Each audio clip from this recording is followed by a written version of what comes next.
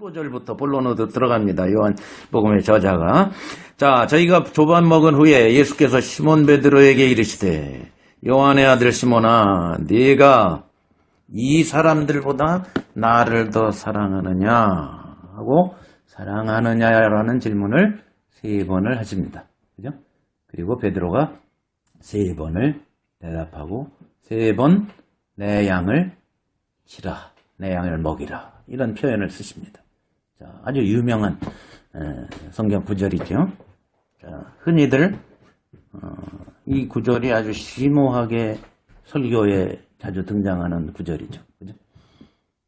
여기서 사랑하느냐라고 예수님이 물은 것은 아가파오 하느냐, 아가페 사랑, 아가파오 하느냐, 그리스말로. 그런데 베드로의 대답은 제가 필레오 합니다. 설교 많이 들어보셨죠, 이거? 네. 아가파오는 하나님의 사랑 같은 무조건적인 사랑을 말하고, 그리스 말에 필레오는 형제 간의 사랑, 친구 간의 사랑, 뭐 이런 걸 말한다. 그래서 예수님이 하나님 수준의 사랑을 네가 할 수 있느냐, 아가파오라고 물으니까 베드로가 좀 그 정도까지는 안 되고요, 저는 그냥 형제 사랑 수준 합니다, 이렇게 대답했다 라고 많이들 설교를 하지요. 그죠?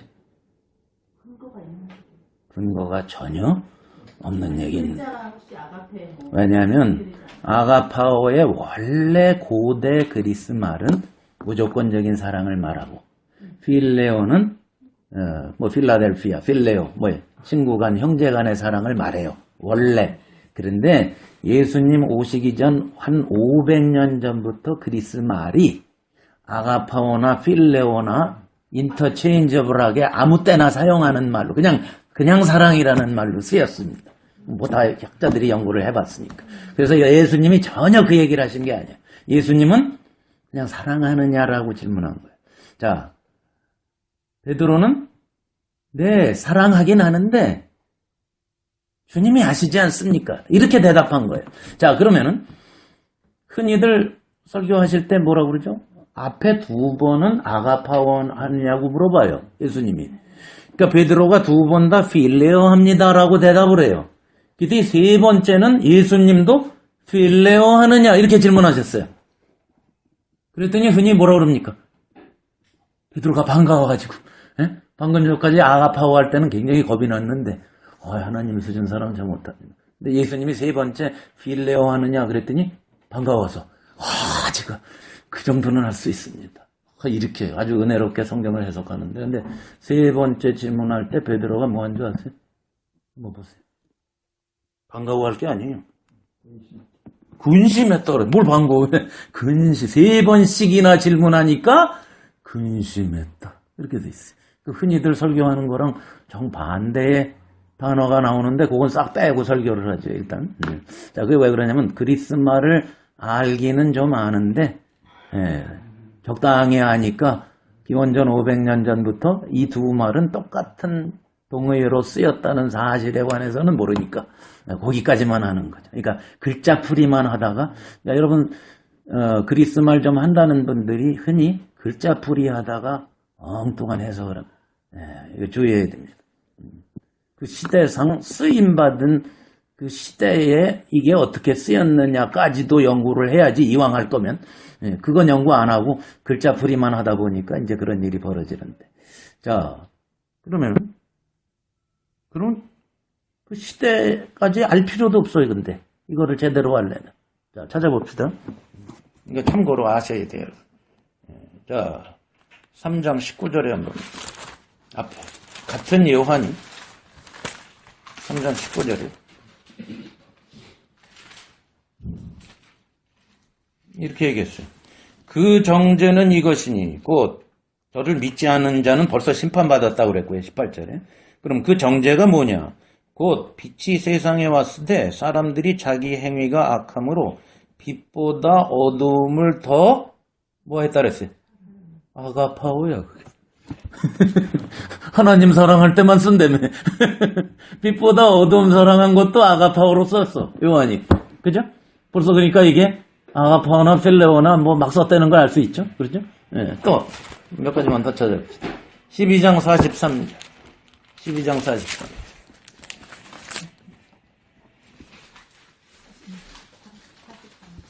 12장 43절. 저희는 사람의 영광을 하나님의 영광보다 더 사랑했다. 거기서도 무슨 하나님 사랑이에요, 이게. 그죠? 사람의 영광 사랑한 건데. 자, 그러니까, 그것도 아가파오예요. 거기도. 네, 그것도 아가파오. 그 다음에, 21장. 바로 앞에, 21장 7절에.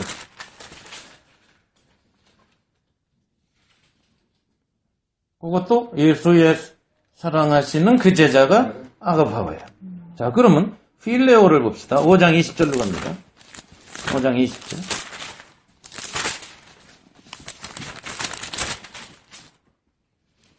아버지께서 아들을 사랑하사 자기의 행하시는 것을 다 아들의, 거기 필레오예요. 거기 아가파오로 써야 될 거 아니에요. 그들의 주장대로 하면. 그렇죠? 예, 그게 필레오예요. 자, 16장 27절.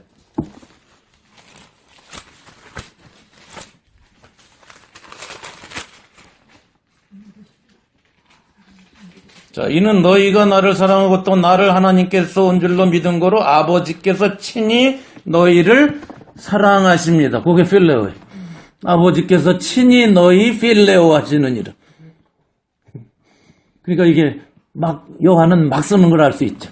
아가파오 썼다, 필레오 썼다, 막 쓰는 거예요. 그냥 똑같은 말로 쓰는 거예요. 예, 동어이기 때문에. 예, 그러니까 그걸 아시면 돼요. 20장 2절에.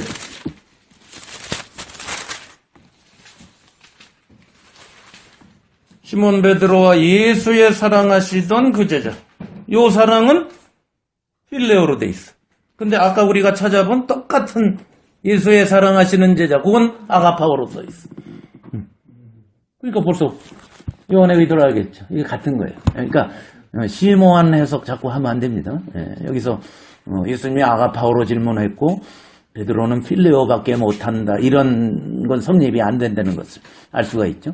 자, 그러면 예수님이 질문한 포인트는 뭐냐? 그게 첫 번째 질문에 나와요. 이거예요. 자, 이제 내가 이 사람들보다 나를 더 사랑하느냐? 그 말이야. 이게 포인트예요. 그러니까 흔히 또 이걸 잘못 해석하는 사람은 내가 여기 있는 7명이니까 7명 중에 베드로 아닌 사람 6명이 있죠. 내가 이 사람들보다 나를 더 사랑하느냐? 그러니까 네가 이 사람들 사랑하는 것보다 응? 네가 나를 더 사랑하느냐? 이렇게 질문한 줄 알아요. 무슨 말이냐? 그러니까 여기에서 5만 가지를 뽑아낸 거예요. 아, 그러니까 예수님보다 더 사랑하는 것이 있어서는 안 된다. 근데 여기서 그걸 뽑아내면 안 돼. 다른 귀절은 그런 뜻이 있지만 여기서는 베드로한테 예수님이 네가 여기 요한 사랑하는 것보다 나를 더 사랑해? 이렇게 질문한 게 아니란 말입니다. 베드로는 요한 사랑한 적도 없고 예. 서로 경쟁하기에 바빴고 예? 서로 한자리 우의정 좌의정하기에 바빴고 한 번도 사랑한 적이 없는 사람이 예수님이 그렇게 질문하실 리가 있겠어요? 그러니까 무슨 뜻이에요? 그러니까 한국 성경은 이게 문맥을 잘 모르게 써놨는데 뭐예요? 내가 나를 사랑하는 게 이 사람들이 나 사랑하는 것보다 더 사랑하느냐 그 말이에요. 이해가세요? 이해가세요? 그럼 예수님이 왜 그 질문을 했을까? 자, 질문을 잘 보세요. 지금 요한이나 여기 세베대 아들들 또 나다나엘 이런 사람들이 나 사랑한다고 그런다. 근데 너도 나 사랑하지. 네가 나 사랑하는 게 얘네들이 나 사랑하는 것보다 더 사랑하냐? 이렇게 질문한 거예요. 그게 그 뜻이에요.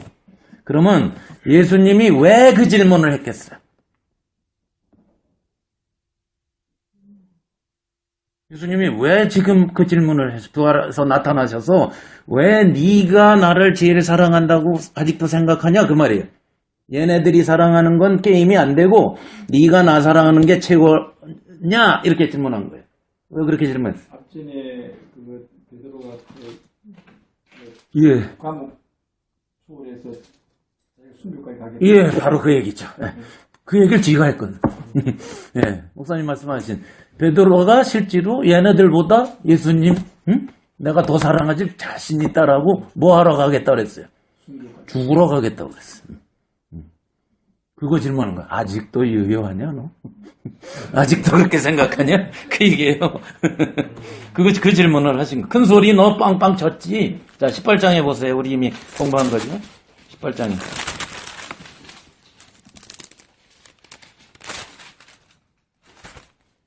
거기서 베드로가 뭐 하죠? 18장에 베드로 뭐 했죠? 18장 15절부터 잘 아는 거. 15절부터 27절 뭐 하죠? 3번 부인했죠. 근데 이 3번 부인한 요 친구가 13장에 뭐라고 그랬나 보시오. 13장 37절.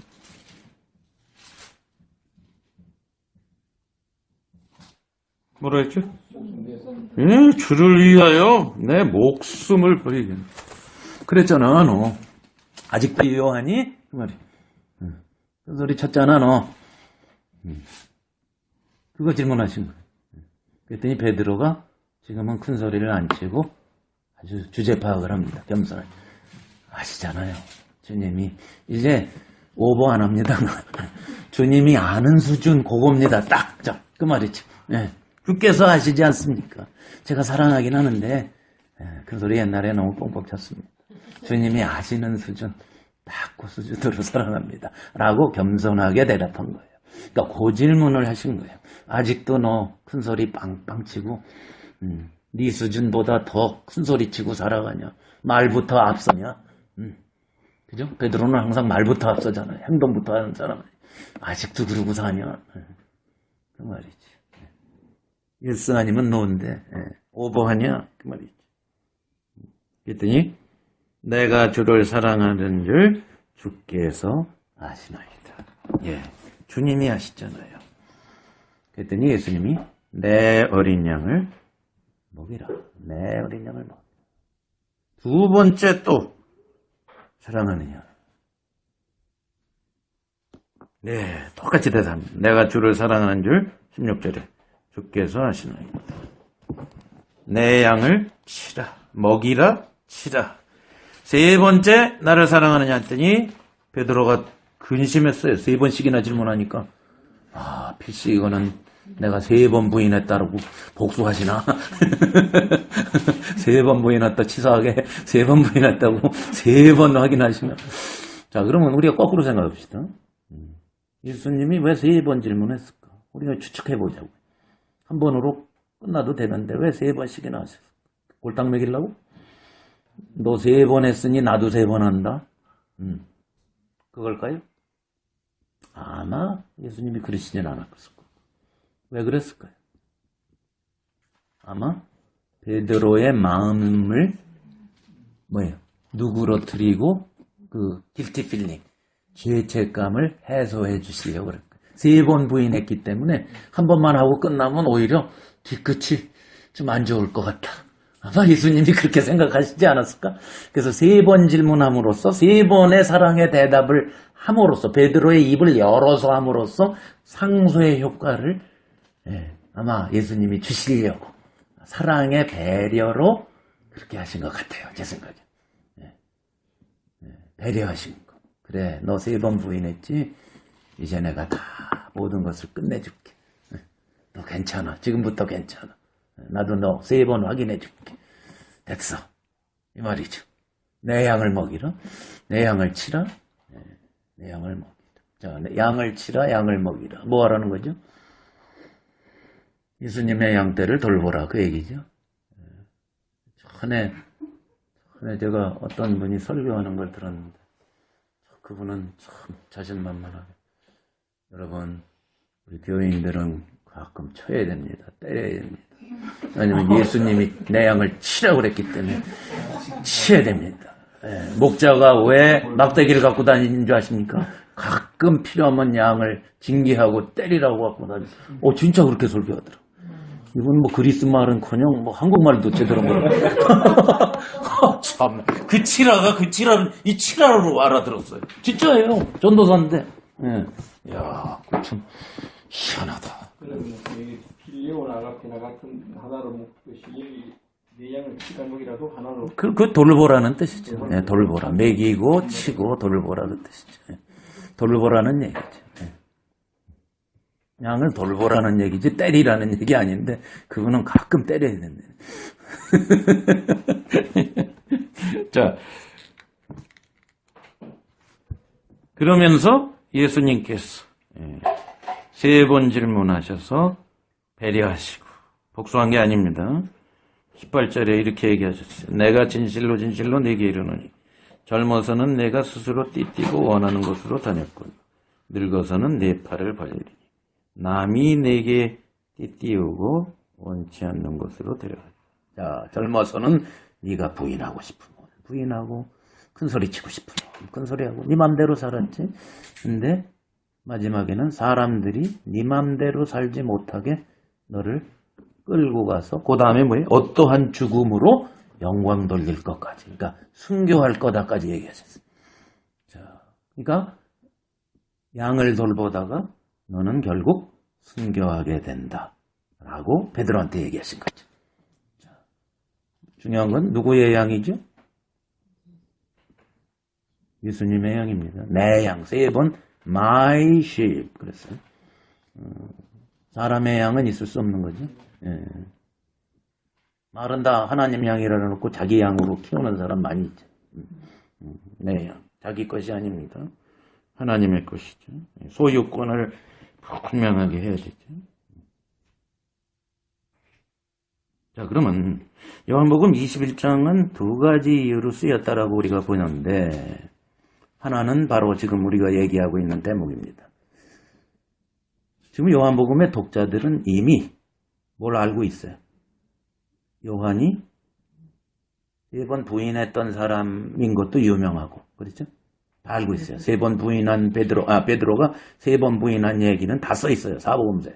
그러니까 이미 3복음서가 돌아다니고 있었어요. 요한복음이 쓰여질 때는 마태마가 누가복음은 돌아다니고 있었고 이미 베드로의 얘기가 수제자고 유명하고 3번씩이나 부인했고 어느 날 회복이 돼가지고 베드로가 참 귀하게 쓰임받고 양을 돌보다가 어느 날 순교까지 한 게 벌써 요한복음 쓸 때는 한 20-30년 전에 베드로는 순교하고 죽었어요. 자, 한 90년경으로 주로 보죠. 요한복음 쓴 때가. 그러니까 베드로는 60년대 한 중반쯤 순교당했다고 거의 그렇게 나와 있죠. 자, 그러면은 요한복음의 독자들이 볼 때 베드로가 그렇게 훌륭하게 쓰임받고 죽었는데 어떻게 회복이 된 것을 아는 사람은 별로 없어요. 건너뛰었어요. 3번 부인한 건 아는데 어떻게 회복이 됐길래 저렇게 귀하게 쓰임받다가 죽었을까? 의아스러웠을 거예요. 거기에 대한 답을 주기 위한 게 한 가지가 있는 것 같고, 그죠? 요렇게 회복이 됐다. 3번째 부활하셨을 때 나타나서 베드로만 붙잡고 요렇게 얘기하셔서 예수님이 사랑의 배려로 다 회복시켜 주신 얘기가 이미 있었다. 요걸 독자들한테 하나를 밝혀주고 그거보다 더 이제 요 얘기에서 더 나가서 더 문제가 되는 게 있어요. 또 하나는 뭐죠? 그 다음이 이제 그 다음 19절에 너 말년에는 내 팔을 벌린다. 이게 아마 십자가에 죽는데 전설에 하면 거꾸로 십자가에 죽었다고 그러죠. 베드로가. 어쨌든 내 팔을 벌리리는 분명히 십자가에서 아마 죽는 것을 암시하셨을 것이다. 예수님처럼. 자, 베드로가 이렇게 얘기하신 것은 19절에 베드로가 어떠한 죽음으로 하나님께 영광을 돌릴 것을 가리키시니라. 자, 예수님 뭘 얘기하시죠? 지금 죽는 게 비극이다? 아니, 영광스러운 죽음이라는 걸 얘기하신 거죠. 절대 죽음이 비극이 아니라는 것을 요한이 그걸 딱 썼어요. 영광 돌릴 것을 가리키시며라. 그런데 베드로는 그렇게 받아들이지 않았어요. 죽는다 그러니까. 이 말씀을 하시고 베드로에게 이르시되 나를 따르라니까. 뭐 하라는 거예요? 예수님처럼 십자가에서 죽으라는 얘기지. 예수를 따르라니까. 그렇죠? 죽는 얘기하고 예수 따르라. 그러면 여러분이 베드로였다면 무슨 생각이 바짝 났을까? 늙어서는 사람들이 원치 않는데도 너를 데리고 가서 띠띠우고 네 팔을 벌리리라. 그래놓고 나를 따르라. 그러면 성건영제 같으면 예수님 따라야겠구나. 그렇게 생각했어요? 뭐라 그랬어요? 아이고, 나도 예수님처럼 십자가에서 죽으라는 얘기잖아. 이렇게 들릴 거 아니에요. 그러니까 분명히 그 다음이 말이 됐죠. 20절에. 베드로가 딱 돌이키니까 바로 뒤에 따라오는 자가 있었으니 그가 누구예요? 요한복음의 저자인 누구? 예수의 사랑하시는 바로 그 제자가 따르는 것을 보고 그는 만찬석에서 예수의 품에 의지하여 주여 주를 파는 자가 누구오니까 묻던 자 바로 그 사람 장본인 그 사람이 따르는 걸 보고 베드로가 뭐라 그러죠? 쟤는요 이런 거예요. 쉽게 말하면 우리말로 얘는요 나는 예수를 따라서 두 팔 벌리면 쟤는 어떻게 됩니까? 이거죠. 이 사람은 어떻게 되겠습니까? 그러니까 이걸 숫자로 줄이면 쟤는요죠. 그죠? 이 사람 어떻게 됩니까? 나만 죽어요? 이 말이죠. 나만 두 팔 벌려요? 이 말이죠. 쟤는요 이렇게 됩니다. 억울한 거예요. 저기만 죽기가. 예. 지금 영광의 죽음으로 알지 않고 아직까지는 베드로 수준이 비극의 죽음으로 받아들인 거죠. 자, 그 뒤에 예수님이 하신 말씀 때문에 오해가 생겼어. 예수께서 가라사대 내가 올 때까지, 내가 재림할 때까지, 쉽게 말하면 내가 올 때까지 그를 머물게 하고자 할지라도, 죽지 않게 하고자 할지라도, 내가 재림하는 날까지 사랑하시는 제자가 안 죽는다 할지라도 너하고 무슨 상관이냐. 이렇게 말씀하셨어요. 너는 나를 따라해. You follow me. You를 붙이셨어요. 너와 쟤는 다르다. 그랬더니 베드로가 이 말을 가서 소문으로 지 맘대로 소문을 내버렸어요. 베드로가. 그게 이제 23절이에요. 이 말씀이 형제들에게 나가서 그 제자는 죽지 않겠다. 예수님은 뭘 얘기한 건데 그 다음을 얘기하신 거예요. 네가 무슨 상관이냐를 강조하신 건데 베드로는 그 말은 빼먹고 앞에 걸 강조해버렸어요. 예? 예. 그랬더니 이 요한복음의 저자가 이렇게 붙입니다. 예수의 말씀은 그가 죽지 않겠다 하신 것이 아니라 내가 올 때까지 그를 머물게 하고자 할지라도 뭐가 네게 무슨 상관이냐 요 말씀을 한 것이다 했는데 베드로는 네게 무슨 상관이냐는 빼먹고 쟤 안 죽는디야로만 얘기한 거예요. 쟤 예수님 재림하는 날까지 안 죽는데를 딱 얘기한 거예요. 그러니까 none of your business에 영어로 말하면 그 얘기하신 거예요. 너랑은 상관없다. 너는 너고 쟤는 쟤다. 요 얘기하신 걸 갖다가 베드로가 쟤는 안 죽는데 이랬어요. 이게 교계에 퍼져버린 거예요. 교계에 싹 퍼졌어. 그런데 어느 날 그 사람이 죽었어요. 사랑하시는 제자가 죽었어요. 우리가 추측할 수 있는 게 죽으니까 어떻게 됐겠어요? 요한복음의 독자들이 예수님이 거짓말을 그 사랑하시는 제자는 절대 안 죽는다 그랬는데 죽은 건 예수님의 예언도 틀리느냐 이렇게 될 거예요. 그렇죠? 그러니까 20장까지 쓰고 난 다음에 그 21장의 부록을 그의 제자격인 나라는 25절에 지금 나라는 사람이 21장을 써서 그 독자들한테 부록으로 붙인 거예요. 다시. 그 얘기 이 얘기였어. 니네가 잘못 들었어. 풍문이 그 잘못된 풍문이야. None of your business. 네게 무슨 상관이냐? 요 얘기 하신 거야. 라고 해명하는 것을 쓴 것입니다. 그게 그 내용이. 네게 무슨 상관이냐. 그러니까 물귀신 작전하지 말라. 끌고 들어가지 말라. 너는 너고 그는 그다. 우리가 항상 이게 문제죠. 너는 나를 따르라. 요래야 될 때 쟤는 요가 되거든. 하나님은 각 사람에게 은사도 다르게 주셨고 상황도 다르게 주셨고 모든 걸 다르게 주십니다. 똑같이 안 주십니다. 근데 우리는 다른 사람의 은사, 다른 사람의 탤런트, 다른 사람의 처한 상황, 저 사람은 왜 나는 생고생하는데 저렇게 편하게 사나? 뭐 이런 거 가지고 계속 시험에 듭니다. 그렇죠? 재는요가 됩니다. 항상 재는. 우리처럼 교회를 살려고 하면은 이 세상 대다수의 사람이 이렇게 안 살기 때문에 틀림없이 이런 교회로 살다 보면 재는요 꼭 그런 사람이 많아요. 저는 지난 17년 동안 재는요 소리를 듣고 다녀요. 왜 꼭 우리만 이렇게 믿어야 되나요? 그렇게 믿어도 하나님 잘 믿고 헌신하고 복도 받고 잘 살고 평안하게 사는데 왜 우리는 맨날 이렇게 예수를 믿어야 되나? 이런 사람이 항상 있어요. 질문이 꼬리를 물고 늘 나오고 앞으로도 계속 나올 거예요.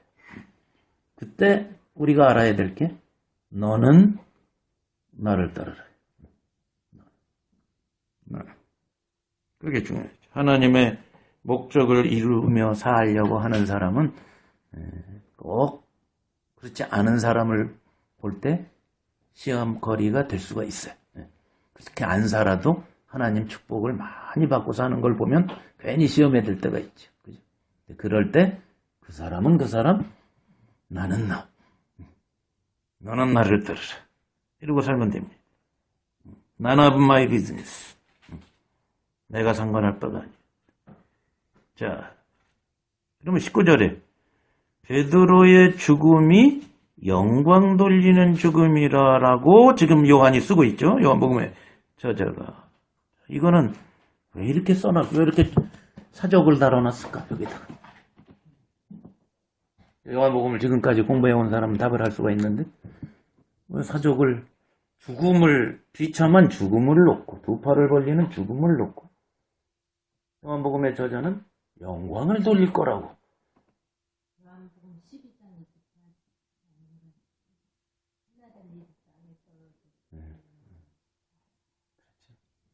요한복음의 독자들이 처한 상황이 어떤 상황이지? 핍박 중에 굉장히 고통 속에 지금 예수를 부인할까 말까 하는 사람들이 교회에 왕창 있는 상황입니다. 그때 요한복음을 쓴 겁니다.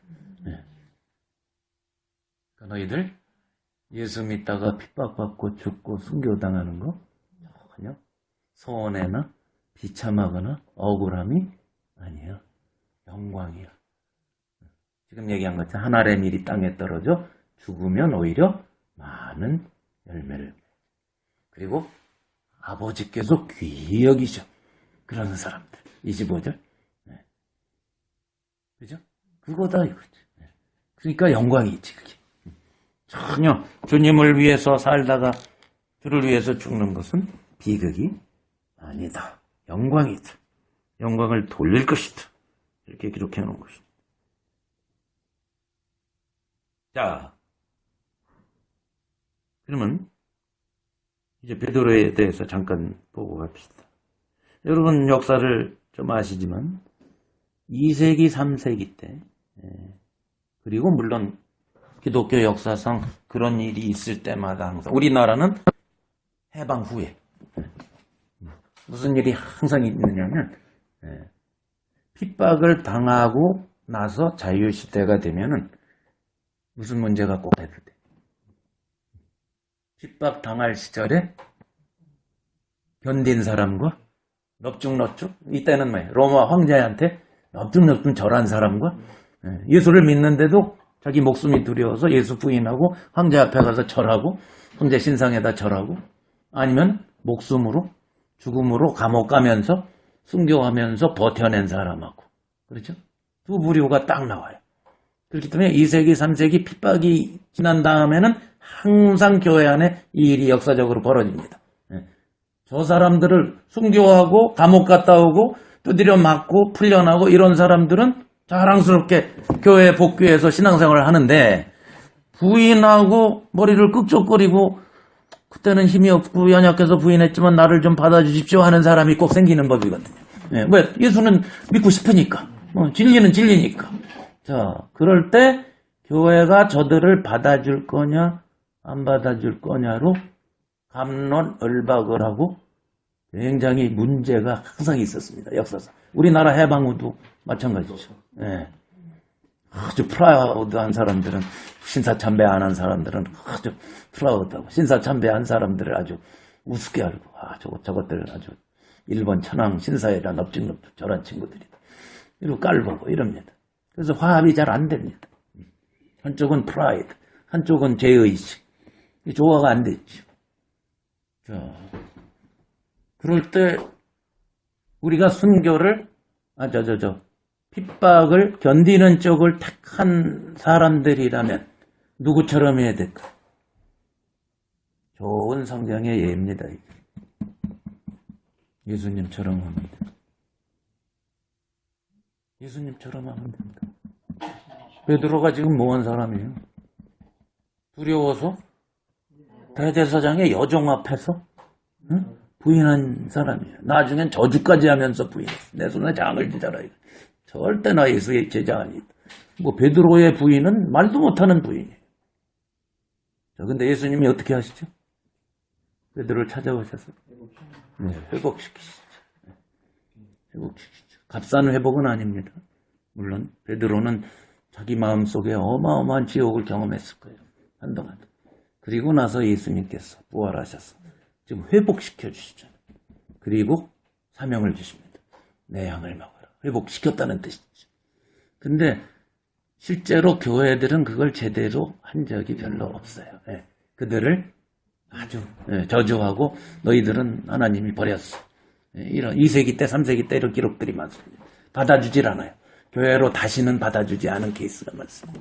지금도 그것 때문에 교탄하는. 그죠. 지금도 그렇죠. 사실 그것 때문에 아직도 굉장히 프라이드 갖고 있는 사람이 있고. 그러니까 나는 뭐 믿음을 지켰다. 이렇게 프라이드를 가질 수 있고, 믿음을 지키지 않고 넙죽넙죽 절한 사람을 정죄하고 판단할 수 있지만 주님은 그렇게 안 하신다. 그게 여기에서 우리가 알 수 있습니다. 베드로처럼 부인한 사람은 별로 없습니다. 그렇지만 베드로를 끝까지 찾아오셔서 회복시켜 주셨어. 이거에 따라서.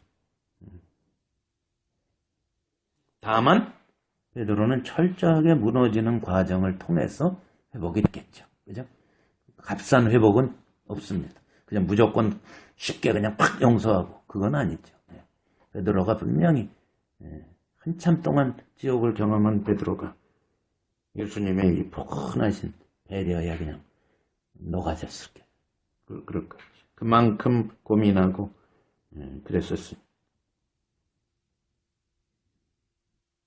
자, 그리고 나서 내 양을 먹이라. 우리 베드로전서 한번 보십시오. 베드로전서. 베드로의 회복된 베드로가 쓴 겁니다.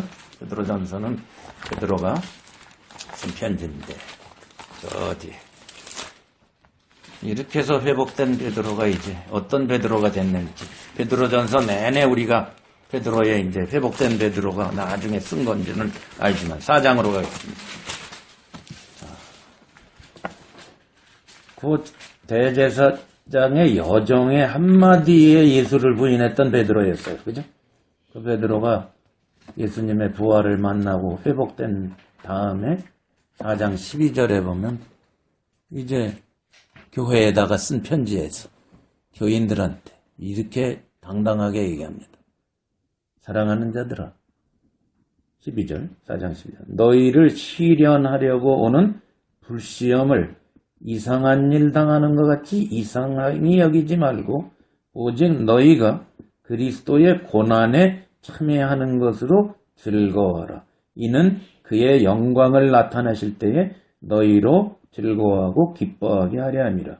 너희가 그리스도의 이름으로 욕을 받으면 복 있는 자로다. 영광의 영 곧 하나님의 영이 너희 위에 계십니다. 대제사장의 여종에게 앞에서 부인했던 베드로의 얘기 바뀌었죠. 그죠? 영광의 영이 함께 불시험, 고통, 시련 그 앞에서 견뎌내라. 오히려 즐거워해라. 올 것이 왔구나. 아, 내 믿음이 진짜인 게 테스트될 좋은 찬스가 왔구나. 제가 옛날에 중고등학교 다닐 때 공부 진짜 잘하는 놈들은 얄밉게 시험을 좋아해. 중간고사, 학기말고사를 좋아해. 왜? 자기 실력이 드러날 찬스가 생겨. 진짜예요.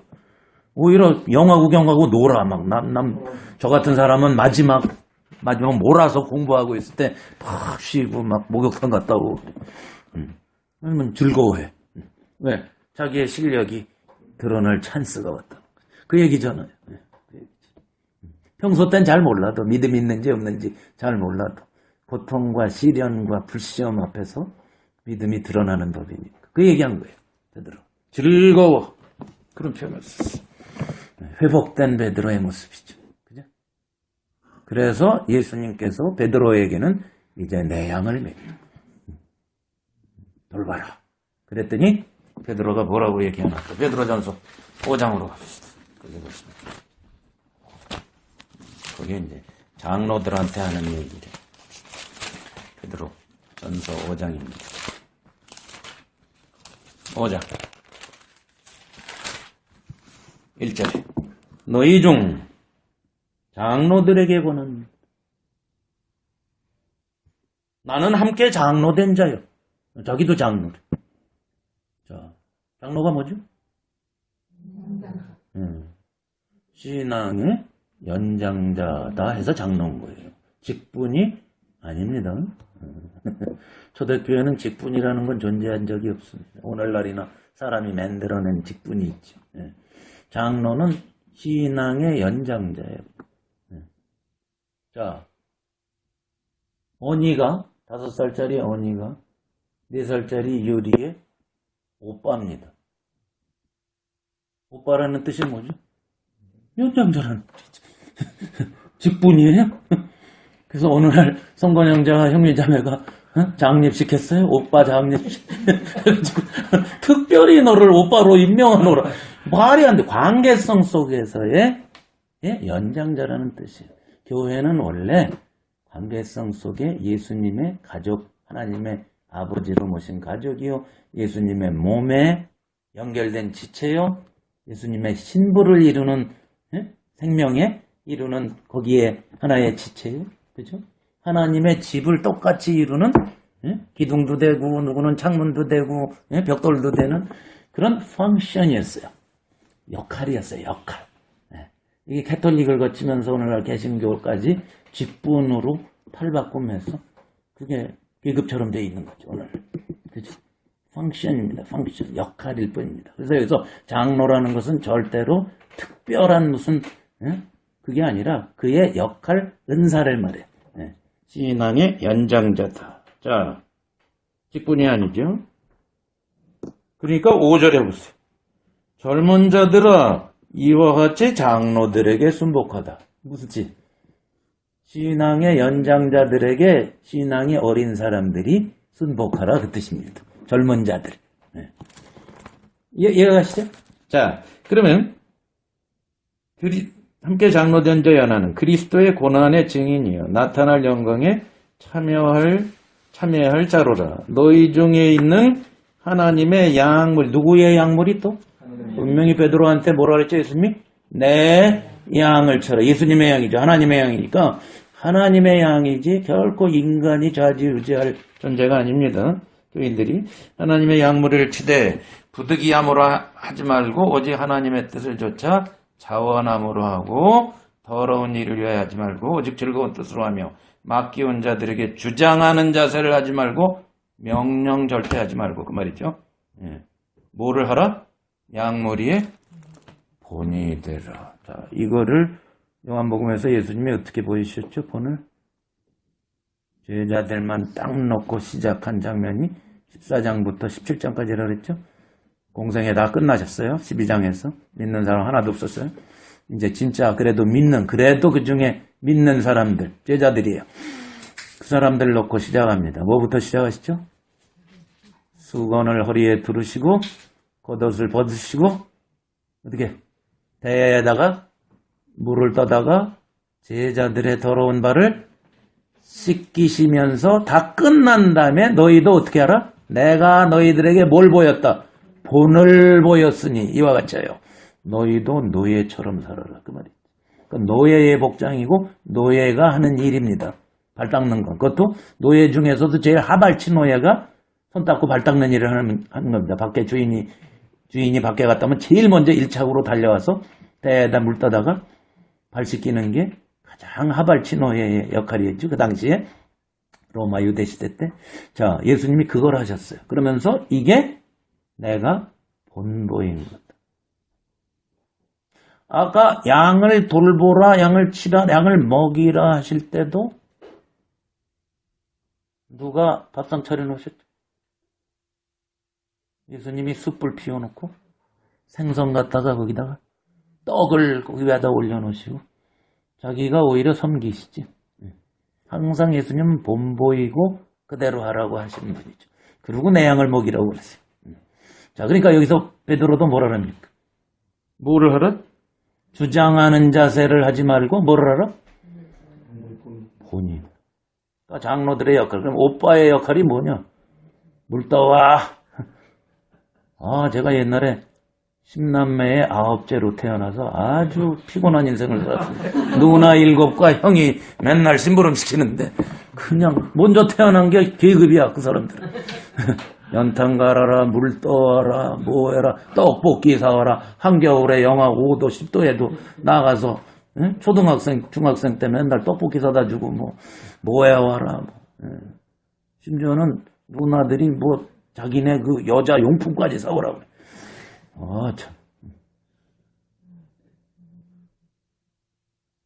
누나가 계급입니까? 오빠가 계급입니까? 그죠?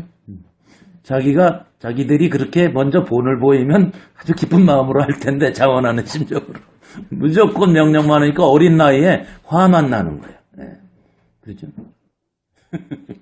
자, 그래서 그 역할은 결코 계급이 아닙니다. 상명하복이 아닙니다. 군대가 아닙니다. 교회는 먼저 예수 믿은 게 무슨 계급이 아닙니다. 오히려 그만큼 더 사명감을 갖고 후배들을 위해서 본을 보이고 섬기고 예수님처럼 노예처럼 섬기는 거. 그거 하라. 그러면서 하신 말씀이에요.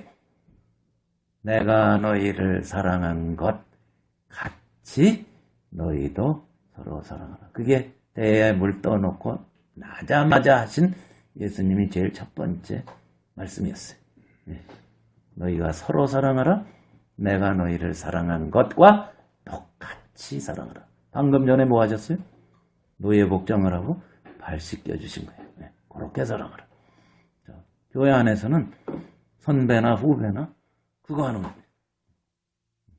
그러니까 베드로가 그걸 그 전에 부활하시기 전에 십자가 전에 베드로는 누가 크냐에 그거 하던 사람이 누가 크냐? 네가 크냐 내가 크냐? 내가 더 크다. 예수님 등극하면 내가 영의정해야 된다. 이 짓 하던 사람들이에요. 제자들이. 바뀌었죠. 십자가와 부활을 거치고 승천하신 예수님, 성령이 오신 예수, 성령으로 오신 주님. 교회 안에서 완전히 바뀐 베드로가 한 말씀이 지금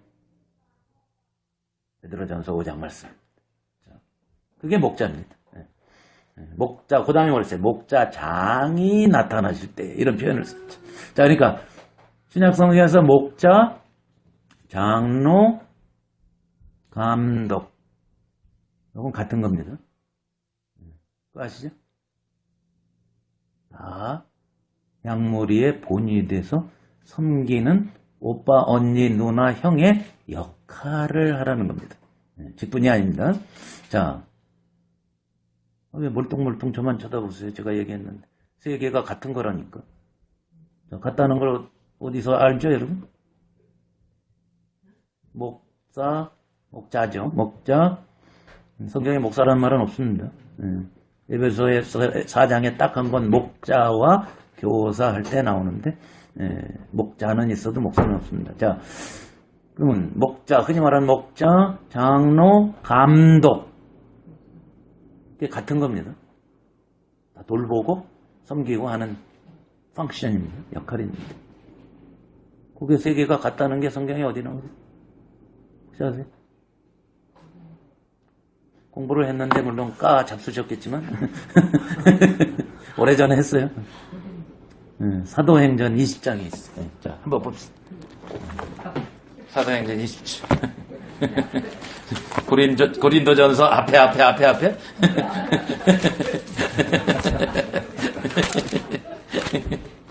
사도행전 20장에 바울이 3차 여행까지 끝나고 예루살렘에 이제 빌립보 교회를 중심으로 한 마게도냐 교회와 아가야, 고린도 교회를 중심한 아가야 교회에다가 1년 전, 그 전부터 예루살렘에 기근이 났으니까 우리가 복음을 그들에게서 먼저 받았으니 그들이 지금 굶어 죽게 생겼으니까 우리는 돈을 걷어서 그들이 굶지 않고 먹고 살게 해주자라고 여러 해 전부터 바울이 계속 강조를 해서 그들이 몇 년 동안을 모았습니다. 마게도냐, 빌립보, 데살로니가, 베레아, 또 아가야, 고린도, 갱그레아 교회 이런 교회들이 잔뜩 헌금을 걷어서 신약 성경에 나오는 헌금이라는 건 전부 그거 얘기합니다.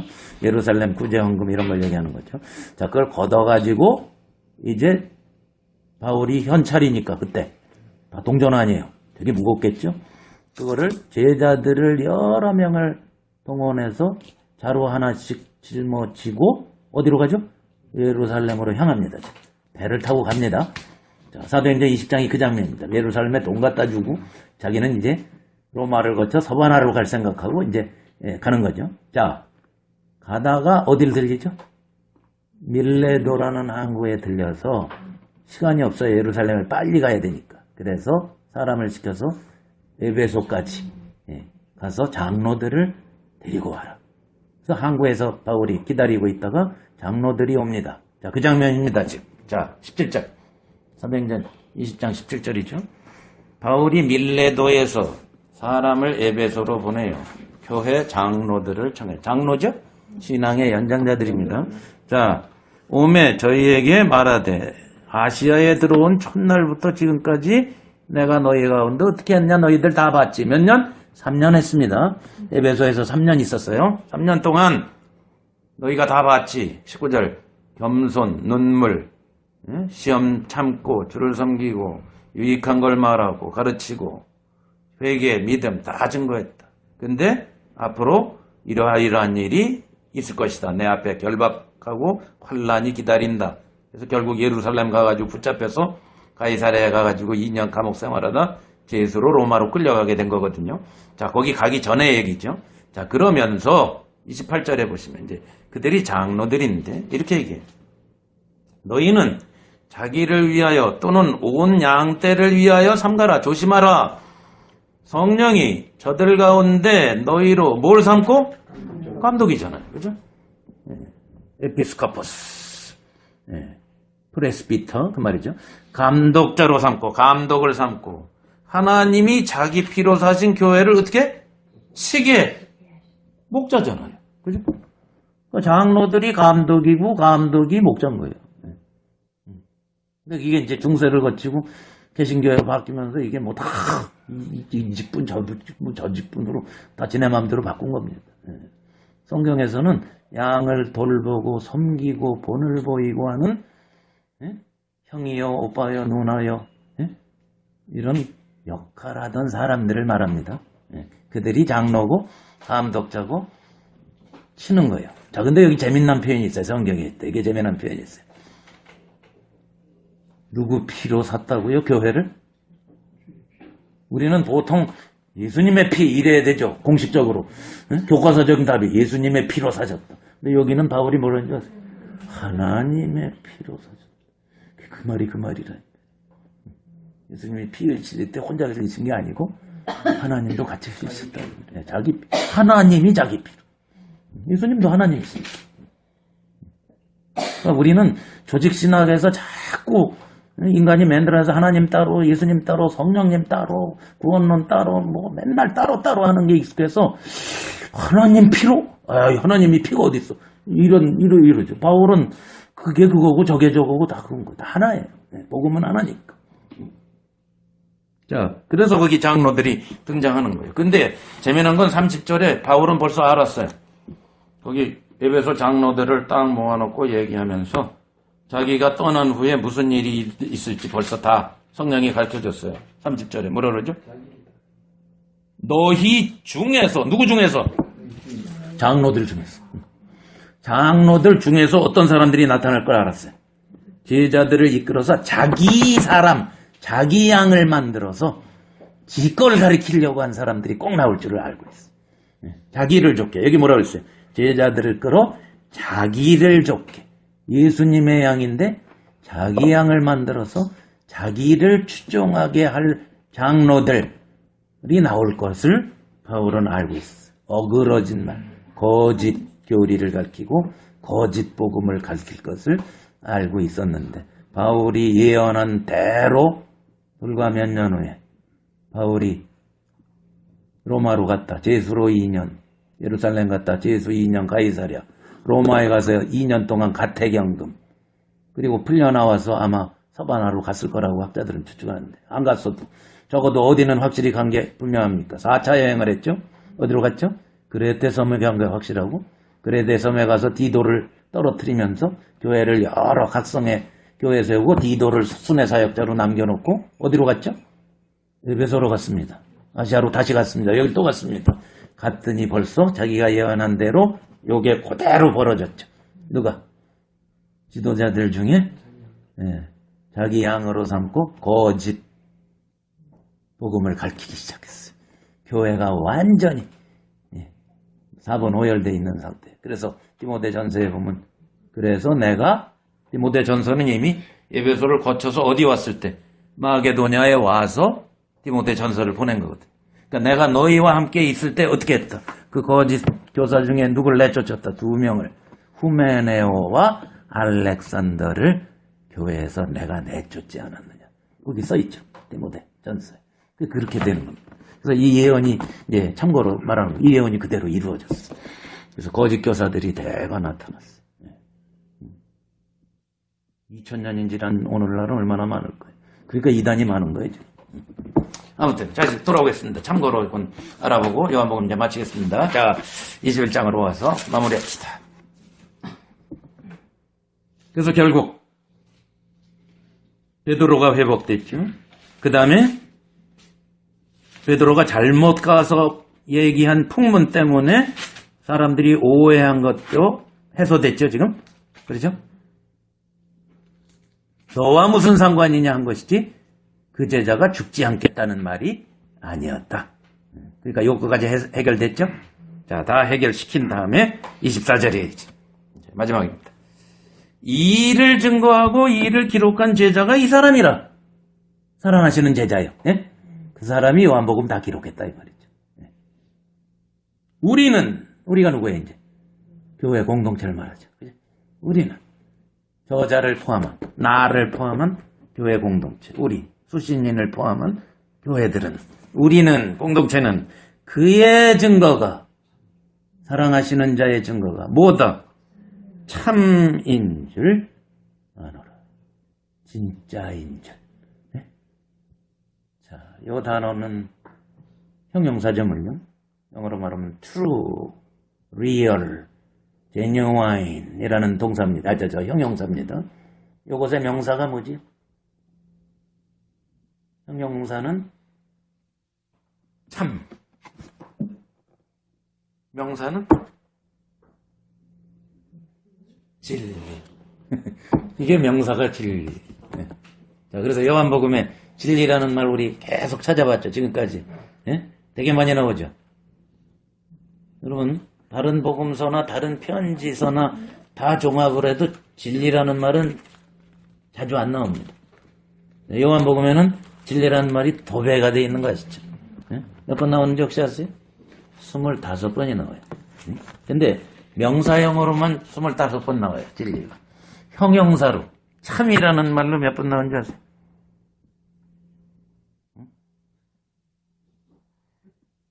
14번 나와요.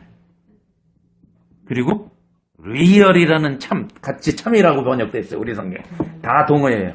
그걸로 9번 나와요.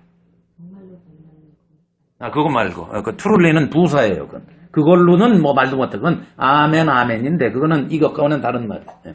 그거는 히브리 말의 아멘이에요. 아멘 아멘 이렇게 얘기하죠. 자, 그러면 진리라는 말이요. 이제 요한 1서도 우리가 요 다음에 공부할 게 제가 한국 갔다 오면 공부할 게 요한 1서인데 요한 1서도 요한복음을 쓴 요한이 요한복음을 쓰고 나서 아마 얼마 있다가 쓴 걸 거예요. 왜냐면 거기에 보면 대거 교인들이 교회를 떠나버렸어요.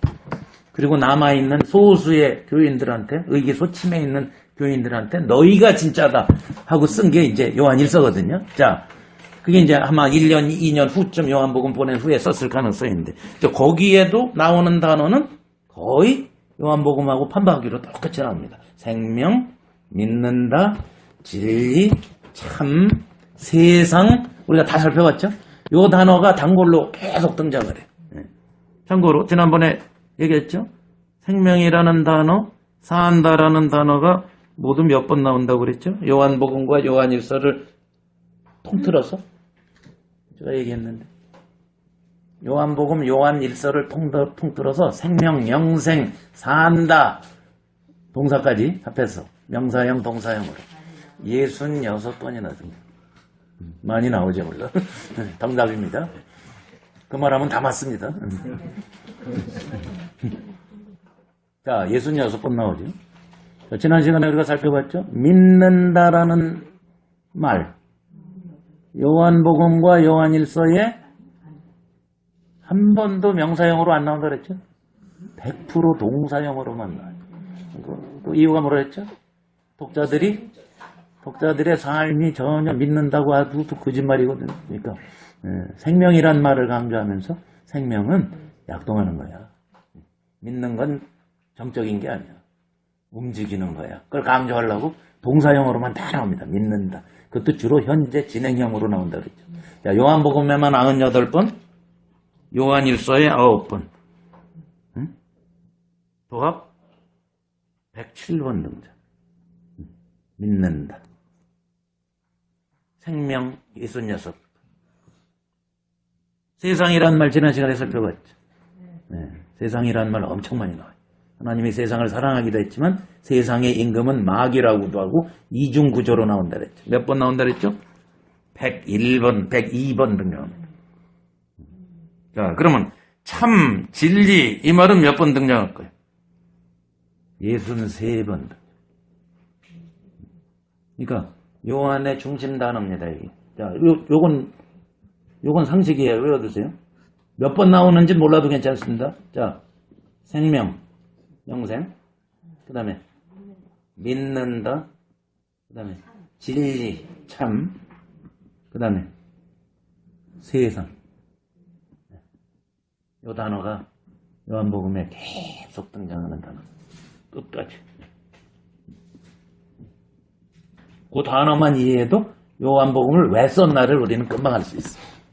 아하, 요 얘기 쓴 거구나. 자, 그러면 여기서 참 그랬는데 왜 참을 강조할까 지금? 요한복음 21장 24절에 그의 증거가 참인 줄 아노라. 왜 그럴까? 이 당시 상황이 어떻게 돼요? 이미 1세기 말에 복음이 변질되기 시작한, 이미 바울 때 거짓 교사가 등장했는데 그게 65년경인데도 이미 거짓 교사들이 많이 등장했어. 그래서 요한 1서에 보면 그들을 뭐라고 부르죠? 적그리스도라고 불러요. 말세에 나타날 그리스도가 적그리스도가 아니라 이미 적그리스도가 많이 나왔느니라, 이렇게 거짓 교사들. 그래서 참을 강조하는 거예요. 참을. 복음이 변질된 상황에서 진짜를 알려면은 그의 사랑하시는 제자가 전한 이걸 너희가 들어야 돼. 아셨죠? 그게 요한복음. 그래서 1장부터 그 얘기를 지금까지 써온 거예요. 그래서 여기서도 그의 증거가 참인 줄.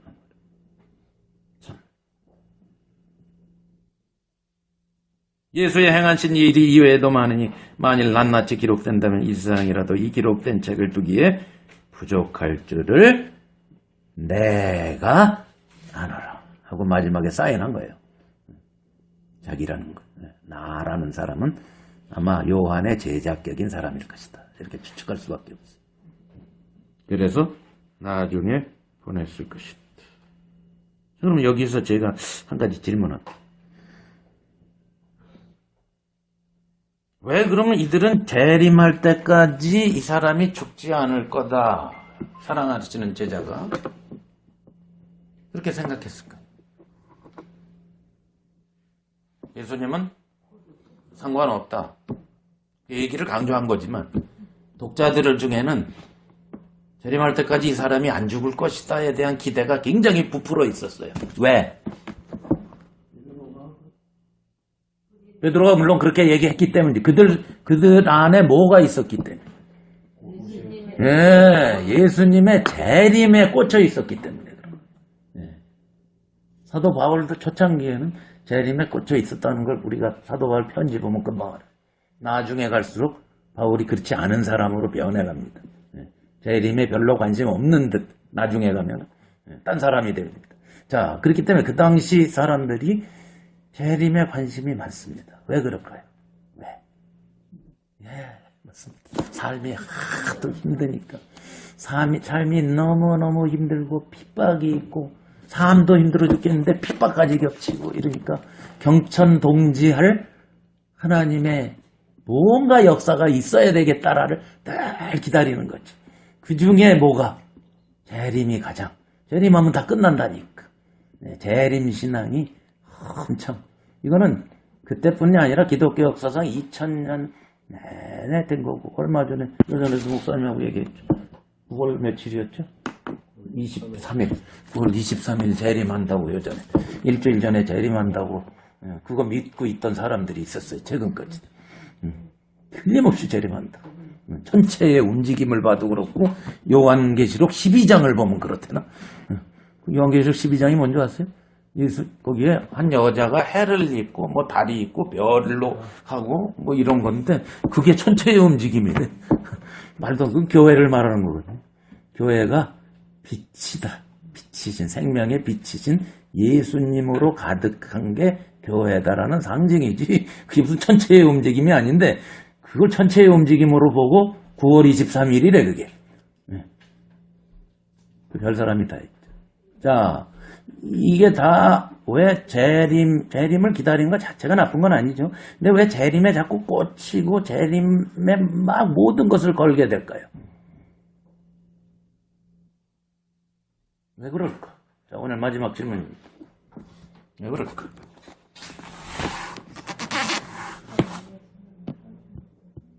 제 생각에는 하나님께서 이 땅에서 하고 싶어 했던 그 복음을 모르기 때문에. 그거죠. 바로 하나님이 이 땅에서 뭘 하시려고 에덴 동산도 만들고 이 땅을 향해서 하나님이 뭘 하려고 하시는 걸 몰라서 그래. 그러니까 자꾸 죽은 다음에 천국 가는 생각만 하고 아니면 예수님이 빨리 재림해서 이 세상 끝날 생각만 하는 거예요. 무슨 얘기인지 아세요? 이 땅에서 하나님이 하고 싶은 목적. 자, 그걸 찾아보고 우리가 오늘 마지막 끝내기로 하죠. 이미 공부했죠? 어디죠? 자, 그래서 요한이 얘기하려고 하는 거죠. 요한은 무슨 얘기하려고 하는 거예요? 얘기하려고 하는 거예요. 자, 17장으로 봅시다. 그 당시 교인들에게 재림에 대한 기대도 좋지만 그게 신앙은 아니야. 이게 진짜야. 하고 요한복음에만 예수님과 아버지의 단둘의 대화가 실려 있어요. 그죠? 몇 장이죠?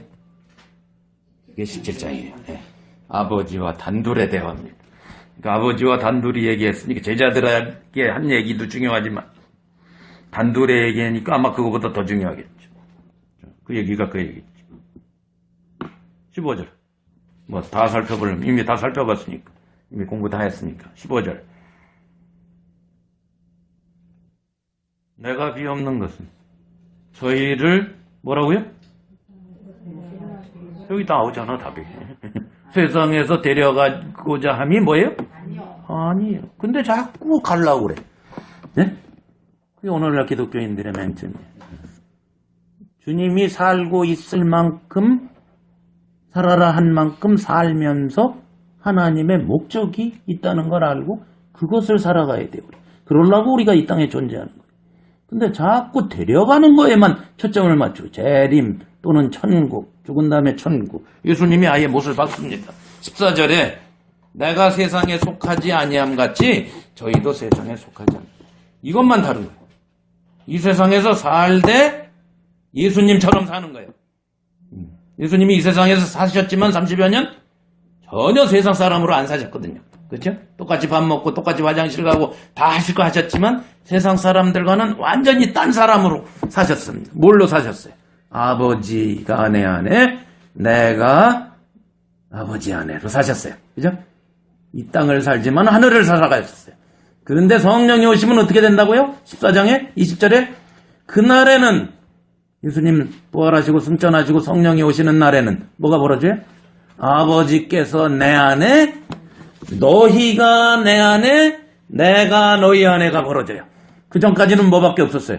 아버지께서 내 안에, 내가 아버지 안에밖에 없었어요. 근데 지금부터는 무슨 일이 벌어질 거다? 아버지께서 내 안에, 내가 아버지 안에는 원래 있던 거고 이제는 너희가 붙는다. 너희, 교회가 내 안에, 내가 교회 안에. 아버지와 아들과 교회가 완전히 하나가 된 상태로 이 땅에 살면서 사명이 있다는 거예요. 교회의 사명이. 무슨 지상명령이 아닙니다. 교회의 사명입니다. 그게 뭐예요? 세상에 살지만 세상에 속하지 않고 살아가면서 그 다음에 15절에 악에 빠지지 않게 하시고 17절에 진리로 거룩해 하시고 이 세상에서 18절에 아버지 하나님이 예수님 보낸 것처럼 예수님도 교회를, 저희들을, 공동체를 세상에 살게 하신다 이 말이야.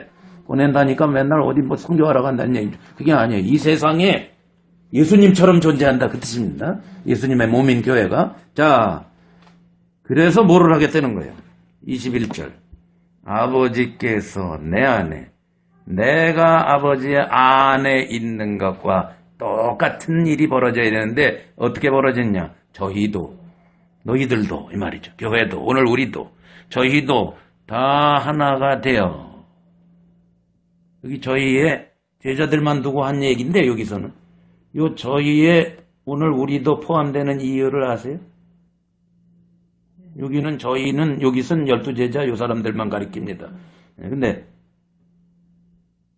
사실은 요 저희의 우리도 포함되는 걸 아십니까? 어떻게 아세요?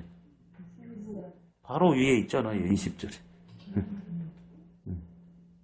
내가 비옵는 것은 이 사람들만 위함이 아니요 또 저희 말을 인하여 나를 믿는 사람까지도요. 그러니까 뭐예요? 오늘 우리까지지. 저희 말이 오늘 우리까지 왔으니까. 그렇죠? 오늘 우리도 이 세상에 보내신 거죠. 교회로서 이 세상에 있으면서 하는 일이 뭐예요? 아버지와 아들이 하나인 것 같이 저희도 하나가 되어 누구 안에? 다시 아버지와 아들 안에 있는 모습을 누가 봐요? 세상이 딱 봐야 됩니다. 그게 교회의 사명입니다. 교회의 사명은 뭐냐? 세상 사람들 속에 살면서, 산속에 들어가지 말고 세상 사람들 속에 같이 살면서 어떻게? 세상 사람들이 뭘 봐요? 예수님께서, 아버지께서 예수님 보낸 게 저거구나를 보는 거예요.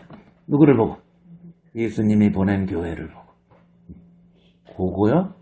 그것이 너희가 이 땅에 데려가지 않고 여기가 세상에다가 두고 그런 교회로 지금 세상 사람들이 볼 때에 저게 교회가 바로 하나님이 예수님이 보낸 그것을 지금 이 땅에서 하는 존재들이구나. 요걸 레코그나이즈 하라는 게 교회의 존재 이유입니다. 자, 그걸 기도하신 거예요. 자, 마무리하겠습니다. 17장까지 오셔서. 자, 이제. 그리고요. 22절에 내게 주신 영광을 내가 저희에게 주었으니 똑같아요. 예수님이나 우리나 다를 게 하나도 없이 우리는 피조물인데 우린 죄인들인데 예수님이 우리를 십자가를 통해서 완전히 회복시켜 주신 다음에 우리를 누구와 똑같은 존재로 만들어주세요. 가치가 예수님과 똑같이. 예수님이 받은 영광을 누구도 받아요. 저희도요. 똑같습니다. 애누리 없이 똑같은 걸 우리가 경험한다고 말이죠. 저희에게도 영광을 주십니다. 이는 우리가 하나 된 것과 똑같이 저희도 하나예요. 차별을 두시지 않습니다. 아버지와 아들 예수님이 하나인 것과 우리가 여기에서 교회에서 지체가 하나로 사는 것이 똑같은 차원이다. 조금도 애누리 없습니다. 아버지와 아들이 사는 차원과 우리는 덜 떨어진 걸 살 수가 없습니다. 그만 예수님이 그건 쓸데없는 죽음한 것밖에 안 됩니다. 예수님이 자기 목숨까지 바쳐가면서 하셨을 때는 자기 목숨보다 더 귀한 존재가 있다라는 뜻이거든. 그게 우리입니다. 자, 그 얘기입니다. 23절. 곧 내가 저희 안에 아버지께서 내 안에 계셔 저희로 온전함을 이루어 하나가 되게 하려 함은 아버지께서 나를 보내신 것과 또 나를 사랑하신 같이 똑같이 해요. 똑같아요. 저희도 사랑하심을 누가 보게? 세상이 보고 알게 해요. 교회의 역할은 끊임없이 세상으로 뭘 보게 하는 거예요. 저 사람들은 완전히 이 세상과 다른 차원에 사는 하나님의 사랑받고 하나님과 하나인 존재구나. 그걸 보여줘야 돼요. 교회가 그걸 보여주지 못하면 교회로서의 존재 가치가 없다는 것입니다.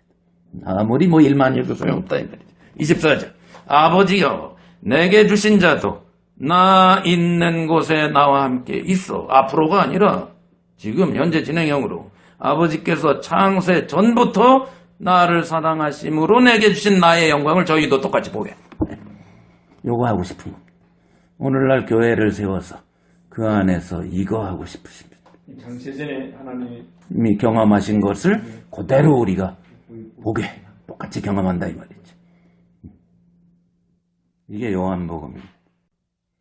자, 오늘 여기까지 이제 요한복음을 전부 마쳤습니다.